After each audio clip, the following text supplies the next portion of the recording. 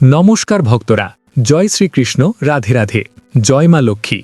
ভক্তরা, পাপমোচনী একাদশীতে ভুলেও খাবেন না এই তিনটি সবজি। পাপমোচনী একাদশীর দিন কিছু খাবার খাওয়া যেমন জীবনের পক্ষে ভালো বলে বিবেচিত হয়, তেমনি কিছু খাবার একদমই খাওয়া উচিত নয়। বিশেষ করে চৈত্র মাসে পাপমোচনী একাদশীর দিন ভুলেও খাবেন না এই তিনটি সবজি। নানান রোগ ব্যাধি, চরম আর্থিক কষ্ট এবং সংসারে অশান্তি ও দুর্ভাগ্য আসবেই। কারণ যদি এই দিনে অজান্তেও এই সবজিগুলো খেয়ে ফেলেন, তবে মা লক্ষ্মী ও শ্রীহরি বিষ্ণু আপনার ওপর চিরতরে অসন্তুষ্ট হয়ে যেতে পারেন। ফলে ঘরে নেমে আসতে পারে দারিদ্র্য ও অভাব, পুরো পরিবার কষ্টে পড়তে পারে। হ্যাঁ বন্ধুরা, পূজ্য গুরুজি সদ্যতার বিষ্ণু সহস্রনাম কথাই জানিয়েছেন যে পাপমোচনী একাদশীর দিনে নারী ও পুরুষ কেউই যেন এই তিনটি সবজি না খান। কিন্তু বন্ধুরা, এই দিন একটু হলেও খান এই একটি খাবার। লক্ষ্মীনারায়ণের আশীর্বাদে সারা বছর ভরে অর্থ আসবে। শ্রী বিষ্ণুর কৃপায় আপনার ঘরে এত ধন সম্পদ আসবে যে সামলানো কঠিন হয়ে যাবে। আগামী 7 পুরুষ বসে খাবে, কোনো দিন অর্থের অভাব হবে না।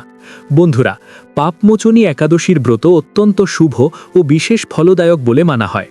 কারণ এই দিনে ব্রত ও পূজার পাশাপাশি সেই গোপন জিনিস খাওয়ার মাধ্যমে জীবনের সব সমস্যার সমাধান হয়। আজকের এই ভিডিওর মাধ্যমে আমরা জানব পাপমোচনী একাদশীর দিন কোন তিনটি সবজি ভুলেও খাওয়া যাবে না। এর পাশাপাশি এই দিন কোন একটি খাবার যা অবশ্যই সকলকে খেতে হয়। এছাড়াও জেনে নেব পাপমোচনী একাদশীর অত্যন্ত প্রাচীন ও শক্তিশালী 4টি উপায় বা টোটকা, যা আপনার সংসারে সুখ সমৃদ্ধি এনে দিতে সাহায্য করবে। তাই আজকের ভিডিওটি খুবই গুরুত্বপূর্ণ হতে চলেছে। আমার সকল ভক্তদের কাছে হাত জোড় করে অনুরোধ করছি এই ভিডিওটি শুরু থেকে শেষ পর্যন্ত সম্পূর্ণ মনোযোগ সহকারে দেখার জন্য। আপনি যদি মাঝপথে ভিডিওটি ছেড়ে চলে যান, তাহলে এর পূর্ণ ফল লাভ করতে পারবেন না। তাই ভিডিওটি সম্পূর্ণ দেখুন। হিন্দু ধর্মে প্রতিটি একাদশীরই বিশেষ গুরুত্ব রয়েছে। তবে চৈত্র মাসে কৃষ্ণপক্ষে যে একাদশী আসে তাকে বলে পাপমোচনী একাদশী। নাম থেকেই বোঝা যায় এই একাদশী সমস্ত মানুষের পাপ নাশ করে, পাপ থেকে মুক্তি দেয় এবং পাপের কারণে জীবনে যে অমঙ্গল ঘটতে পারে সেখান থেকে রক্ষা করে। এই কারণেই একে বলে পাপমোচনী একাদশী। প্রিয় ভক্তবৃন্দ, পাপমোচনী একাদশীর ব্রত আসলে 3 দিনের একটি উৎসব। এই ব্রতের নিয়ম ব্রতের একদিন আগে থেকেই শুরু হয় এবং পালন করার পর শেষ হয়। ব্রতের আগের দিন থেকেই কিছু জিনিস ত্যাগ করতে হয়, যেমন রসুন, পেঁয়াজ ইত্যাদি। শাস্ত্রে মধু ব্যবহার করাও নিষিদ্ধ বলা হয়েছে। একাদশীর 3 দিন অর্থাৎ ব্রতের আগের দিন, ব্রতের দিন এবং পালনের দিন, এই 3 দিনের মধ্যে একদিনও মধু ব্যবহার করা উচিত নয়। অনেকেই মদ্যপান ও আমিষ ভোজন করেন, তার সাথে একাদশীর ব্রত পালন করেন। তাদের অবশ্যই ব্রতের আগের দিন থেকেই এই সব ত্যাগ করা উচিত। এমন নয় যে আজ অনেক কিছু খেয়ে নিলেন আর পরের দিন ব্রত পালন করলেন। ব্রতের আগের দিন মুসুর ডাল খাওয়া উচিত নয়। ছোলার শাক বা ছোলার ডাল খাওয়া নিষিদ্ধ। সেই দিন একবারই আহার গ্রহণ করা উচিত, এমনটাই শাস্ত্রে বলা হয়েছে। শাস্ত্র অনুযায়ী দুপুরের পর আর খাদ্য গ্রহণ করা উচিত নয়। রাতে অন্ন না খাওয়াই উত্তম। এইভাবেই ব্রতের আগের দিন কাটাতে হয়। রাতে ঘুমানোর আগে দাঁত পরিষ্কার করে নিতে হবে, কারণ একাদশীর দিনে সাধারণ টুথপেস্ট ব্যবহার করা উচিত নয়। আজকাল বেশিরভাগ টুথপেস্টে লবণ বা রাসায়নিক পদার্থ ব্যবহার করা থাকে, যা ব্রতকে ভঙ্গ করতে পারে। যদি আপনার কাছে ব্রতের জন্য বিশেষ মাজন থাকে, তাহলে তা ব্যবহার করতে পারেন। অন্যথায় সাধারণ টুথপেস্ট ব্যবহার করা উচিত নয়। এখন পাপমোচনী একাদশীর সংক্ষেপে কিছু তথ্য জানিয়ে দিচ্ছি।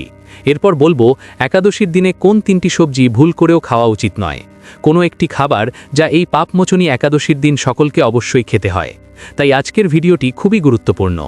ভক্তরা, আপনি যদি এখনও ভিডিওটি লাইক না করে থাকেন, অবশ্যই একটি লাইক করে দিন আর কমেন্ট বক্সে ভক্তি ভরে লিখুন জয় মা লক্ষ্মী বা জয় শ্রী হরি বিষ্ণু। ভক্তবৃন্দ, একাদশীর দিনে সূর্যোদয়ের আগে ঘুম থেকে উঠে স্নান করতে হবে। স্নান শেষে পরিষ্কার ও বিশুদ্ধ বস্ত্র পরিধান করতে হবে। তারপর প্রথমে আপনাকে পুজোর স্থান পরিষ্কার করতে হবে। এরপর সেখানে একটি চৌকি স্থাপন করতে হবে। পুজোর জন্য প্রয়োজনীয় সামগ্রীগুলি হল ভগবান নারায়ণের একটি মূর্তি বা ছবি, একটি চৌকি, চৌকির ওপর বিছানোর জন্য একটি লাল কাপড়, ঘিয়ের প্রদীপ, রলি বা সিঁদুর, মৌলি অর্থাৎ পবিত্র সুতো, পান, সুপারি, লবঙ্গ, এলাচ, ধূপ ও দীপ, ইতর বা সুগন্ধি, ফুল বা ফুলের মালা। পঞ্চামৃত তৈরির জন্য লাগবে কাঁচা দুধ, দই, ঘি, চিনি এবং গঙ্গাজল। এখানে মধু ব্যবহার করা যাবে না। এই সব সামগ্রী প্রস্তুত করে পূর্ব দিকে মুখ করে বসতে হবে। পুজোর স্থানে সব সামগ্রী সাজিয়ে নিতে হবে। এরপর একটি তামার লোটায় গঙ্গাজল ও কিছুটা বিশুদ্ধ জল নিয়ে প্রথমে স্থান ও পুজোর সামগ্রী শুদ্ধ করতে হবে, কারণ এই সামগ্রীগুলো আমাদের কাছে আসার আগে অনেকের হাত দিয়ে এসেছে, তাই ভগবানকে অর্পণ করার আগে শুদ্ধিকরণ করা প্রয়োজন। লোটার জল ফুলের মাধ্যমে ছিটিয়ে বলতে হবে, ওম অপবিত্রহ পবিত্র বা সর্বাবস্থাং গতবিবা ইস্মারেত পুণ্ডরীকাক্ষাং সর্বাভান্তারা সূচি। এই মন্ত্র উচ্চারণ করে জল ছিটিয়ে ধান ও সামগ্রী শুদ্ধ করতে হবে। এরপর চৌকির ওপর লাল বা হলুদ কাপড় বিছিয়ে তার ওপর ভগবান নারায়ণের ছবি বা মূর্তি স্থাপন করতে হবে। ভগবানের সামনে একটি প্রদীপ রাখতে হবে। যদি ঘিয়ের প্রদীপ হয় তবে ডান দিকে রাখতে হবে, আর যদি তেলের প্রদীপ হয় তবে বাঁ দিকে রাখতে হবে। প্রদীপের বিপরীত দিকে ধূপ রাখতে হবে। প্রদীপের নিচে আসন হিসেবে ফুল রাখতে পারেন কিংবা সামান্য গম বা অন্য শস্য রাখতে পারেন। এরপর একটি ছোট পাত্রে সামান্য জল হাত ধোয়ার জন্য রাখতে হবে। তারপর পুজোর আসনে বসে পুজো শুরু করতে হবে। প্রথমে সেই পাত্র থেকে একটু জল ডান হাতে নিয়ে হাত ধুতে হবে। তারপর 3 বার আচমন প্রক্রিয়ার সম্পন্ন করতে হবে, অর্থাৎ সামান্য জল 3 বার করে গ্রহণ করতে হবে। কারণ যারা ব্রত করেন তাদের জানা উচিত নির্জলা একাদশীর ব্রতে সামান্য জল গ্রহণ করলে কোনো দোষ হয় না। শাস্ত্রেও এই কথা বলা হয়েছে। কারণ পুজোর সময় আচমন প্রক্রিয়া সম্পন্ন করা খুবই গুরুত্বপূর্ণ, তাই প্রতিটি মন্ত্র উচ্চারণ করে 1 চামচ করে জল নিতে হবে। যেখানে মাত্র 2 ফোঁটা জল থাকবে তা পান করতে হবে। প্রথমে বলবেন ওম মাধবায় নমঃ, তারপর জল নিন এবং ডান হাত থেকে পান করুন। তারপর বলবেন ওম কেশবায় নমঃ, জল নিয়ে পান করুন। এরপর বলবেন ওম নারায়ণায় নমঃ, জল নিয়ে পান করুন। তারপর বলবেন ওম মাধবায় নমঃ, জল হাতে নিয়ে হাত ধুয়ে নিন। এরপর নিজের কপালে তিলক দিন এবং হাতে মৌলি নিয়ে বাঁধুন। যদি পরিবারের সদস্যরাও একসাথে পুজো করে তবে তাদের কপালেও তিলক দিন এবং হাতে মৌলি বেঁধে দিন। তারপর প্রদীপ জ্বালান, ধূপ প্রজ্বলিত করুন। ধূপ ও দীপ জ্বালানোর পর আবারও ডান হাতে সামান্য জল নিয়ে হাত ধুয়ে নিন। এরপর প্রথমে ব্রত পুজোর সংকল্প করতে হবে। তারপর ভগবানের আহ্বান করে পুজো শুরু করবেন। এখানে সংক্ষেপে বলা হচ্ছে, সব মন্ত্রসহ বিস্তারিত বললে ভিডিওটি খুব দীর্ঘ হয়ে যাবে। সংকল্প করার সময় ডান হাতে জল নিন, যদি ফুল থাকে তবে ফুল নিন এবং দক্ষিণা হিসেবে 1 টাকার একটি মুদ্রা রাখতে পারেন। এরপর 3 বার বলুন ওম শ্রী বিষ্ণু, ওম শ্রী বিষ্ণু, ওম শ্রী বিষ্ণু। এরপর নিজের নাম গোত্র, যেখানে বসে পুজো করছেন সেই স্থানের নাম, শহরের নাম উল্লেখ করে বলুন, চৈত্র মাসের কৃষ্ণপক্ষের একাদশীর দিনে আয়ু, আরোগ্য ও সমৃদ্ধি লাভের জন্য এবং ভগবান নারায়ণের প্রসন্নতার উদ্দেশ্যে আমি এই একাদশীর ব্রত পালন করছি। এরপর এই সংকল্প ভগবানের চরণে অর্পণ করে দিন। সংকল্প করার পরে হাতে 5টি ফুল নিয়ে ভগবানকে প্রার্থনা করুন, হে প্রভু, হে ভগবান বিষ্ণু, আমি আপনাকে এই ফুলগুলি আসন রূপে অর্পণ করছি। এগুলি আসন হিসেবে গ্রহণ করুন এবং এখানে এসে বিরাজমান হন, যাতে আমরা আপনার পুজো করতে পারি। এই ভাবনা নিয়ে ফুলগুলো ভগবানকে অর্পণ করুন। এরপর ভগবানের পুজো শুরু হবে। পুজোর সময় প্রথমে ভগবানকে অর্ঘ্য ও আচমন করতে হবে। এরপর স্নান করাতে হবে। তারপর পঞ্চামৃত দিয়ে স্নান করাতে হবে এবং পরে আবার বিশুদ্ধ জলে স্নান করাতে হবে। এরপর বস্ত্ররূপে মৌলির একটি টুকরো অর্পণ করুন। তারপর ভগবানকে তিলক দিন, ফুল বা ফুলের মালা অর্পণ করুন। এরপর ভগবানকে ধূপ ও দীপ দেখান ও নৈবেদ্য হিসেবে ভোগ নিবেদন করুন। ভোগ হিসেবে মিষ্টি, বিভিন্ন ফল দিতে পারেন। এখন আমের মরশুম, যদি আম থাকে তবে ভগবানকে আম নিবেদন করতে পারেন, না থাকলে মিশ্রি বা বাতাসাও দিতে পারেন। ভোগ অর্পণ করার পরে আবার আচমন করাতে হবে। 1 চামচ জল নিয়ে ভগবানকে আচমনের জন্য অর্পণ করুন। তারপর তাম্বুল অর্পণ করুন। একটি পান পাতা নিয়ে তাতে 2টি লবঙ্গ, 2টি এলাচ এবং একটি সুপুরি রেখে ভগবানকে নিবেদন করুন। এরপর যেটুকু দক্ষিণা দিতে চান ভগবানকে অর্পণ করুন এবং হাত জোর করে প্রণাম জানান। এইভাবে দিনের পুজো সম্পন্ন হবে। পুজো শেষ হলে একাদশীর কাহিনী শ্রবণ করতে হবে। এরপর বিষ্ণু সহস্রনাম শুনতে হবে এবং সবশেষে আরতি করতে হবে। এরপর দিনের বাকি সময় শান্তভাবে কাটাতে হবে এবং মন ভগবানের চরণে নিবদ্ধ রাখতে হবে। কারুর সঙ্গে খারাপ ব্যবহার করবেন না, রাগ করবেন না এবং ব্রহ্মচর্য পালন করবেন। সন্ধেবেলায় কীর্তন করা উচিত। যদি আশেপাশে কোনো মন্দিরে কীর্তন হয় তবে সেখানে যেতে পারেন। যদি সম্ভব না হয় তবে ঘরে বসেই ভগবানের নাম গান শুনতে পারেন। ভগবান নারায়ণ বলেছেন, যারা নাচ গান করে কীর্তন করতে পারেন না তারা যদি ভক্তিভরে বিষ্ণু সহস্রনাম পাঠ বা শ্রবণ করেন তবুও কীর্তনের সমান ফল লাভ করেন। এরপর রাত্রি জাগরণেরও বিশেষ মাহাত্ম্য রয়েছে। অন্তত রাত প্রায় 2টো পর্যন্ত জেগে ভগবানের নাম, স্তোত্র বা পুরাণ কথা শ্রবণ করা উচিত। রাত্রি জাগরণের অর্থ এই নয় যে টিভি দেখে সময় কাটানো। যদি টিভিতেও কিছু শোনেন তবে ভগবানের কাহিনী বা কীর্তন শুনুন। খাবারের বিষয়ে একাদশীর দিনে অন্ন খাওয়া সম্পূর্ণ নিষিদ্ধ। কেবল ফলাহার গ্রহণ করা উচিত। লবণ ও মরিচ সম্পূর্ণভাবে বর্জিত। যদি শুধু ফল ও দুধ খেয়ে এই ব্রত পালন করেন তবে তা সর্বোত্তম। পরের দিন পারণের জন্য সূর্যোদয়ের আগে উঠে স্নান করে পরিষ্কার বস্ত্র পরতে হবে। তারপর পূজাস্থানে পুজো করে পারণ করতে হবে। এরপর ব্রাহ্মণকে দান দক্ষিণা দিয়ে ব্রত সমাপ্ত করতে হবে। এই পাপমোচনী একাদশীর দিন পিতৃতর্পণ অবশ্যই করবেন। এই দিন পিতৃতর্পণ করলে বহু জন্মের পাপ নাশ হয় বলে বিশ্বাস করা হয়। পিতৃতর্পণের সহজ পদ্ধতি পূর্বে বহুবার বলা হয়েছে। একাদশীর দিনে একটি তামা বা পিতলের লোটো নিন। প্রথমে তাতে অল্প গঙ্গাজল দিন, তারপর তাতে বিশুদ্ধ জল ভরুন। সম্ভব হলে কিছু কালো তিল দিন এবং একটি সাদা ফুল অর্পণ করুন। এরপর একটি আসন পেতে দক্ষিণ দিকে মুখ করে বসুন। লোটোটি সামনে রাখুন। এরপর ভগবদ্গীতার 7ম অধ্যায় মনোযোগ দিয়ে শ্রবণ করুন। শ্রবণ শেষে তার পুণ্য ফল পিতৃপুরুষদের উদ্দেশ্যে অর্পণ করুন। 2 হাতে লোটো তুলে ভগবান নারায়ণের ধ্যান করে সংকল্প করুন, হে প্রভু, আমি গীতার 7ম অধ্যায় শ্রবণ করেছি। এর যে পুণ্য ফল তা আমি আমার পিতৃপুরুষদের অর্পণ করছি। তারা যেন এই পুণ্য গ্রহণ করেন ও তৃপ্ত হন। আপনি চাইলে নির্দিষ্ট কোনো পূর্বপুরুষদের নাম স্মরণ করে অর্পণ করতে পারেন, অথবা সর্বে পিতৃ বলে সকল অজ্ঞাত ও পরিচিত পিতৃপুরুষদের উদ্দেশ্যে পুণ্যফল অর্পণ করতে পারেন। এরপর তর্পণ করুন। ডান হাতের বৃদ্ধাঙ্গুলি ও তর্জনীর মাঝের অংশকে পিতৃতীর্থ বলা হয়। সেখান থেকে জল ধীরে ধীরে অন্য একটি পাত্রে অর্পণ করুন। মুখ দক্ষিণ দিকে থাকবে এবং জলধারা দক্ষিণমুখী হবে। মন্ত্র উচ্চারণ করুন, ওং সর্ব পিতৃদেবতাভ্যা নমো সাহা। পিতৃপুরুষদের নাম বা সম্পর্ক স্মরণ করে বলুন, হে আমার পিতৃগণ, এই জল তর্পণ গ্রহণ করুন। এই তর্পণ অবশ্যই করবেন। তদুপরি এই জল পিপল গাছে অর্পণ করুন। যদি রবিবার হয় তবে অন্য কোনো বৃক্ষেও অর্পণ করা যেতে পারে। শাস্ত্রে বলা হয়েছে, একাদশীর ব্রতে আপনি যতবার আহার গ্রহণ করবেন সেই অনুযায়ী পুণ্য কমে যায়। অনেকেই সকালে পূজা করে ফল খান, তারপর জুস পান করেন, আবার সন্ধ্যায় আটা দিয়ে তৈরি কিছু খাবার খান। এভাবে নয়, ব্রতে একবার ফলাহারই যথেষ্ট। সঙ্গে দুধ নিতে পারেন। তবে যারা নির্জলা করতে চান তারা নির্জলা ব্রত পালন করতে পারেন। এই ব্রত সজলা ও নির্জলা উভয়ভাবেই করা যায়। রাত্রি জাগরণ অত্যন্ত গুরুত্বপূর্ণ। তবে জাগরণ মানে টিভি দেখে রাত জাগা নয়। ভগবানের স্তোত্রপাঠ বা নাম সংকীর্তন করতে করতে জাগরণ করা উচিত। অন্তত রাত 2টো পর্যন্ত জাগরণ করলে তা কল্যাণকর। পরের দিন পারণের জন্য সূর্যোদয়ের আগে ঘুম থেকে উঠুন। স্নান করে শুদ্ধ বস্ত্র পরিধান করুন এবং বিধি অনুসারে পূজা করুন।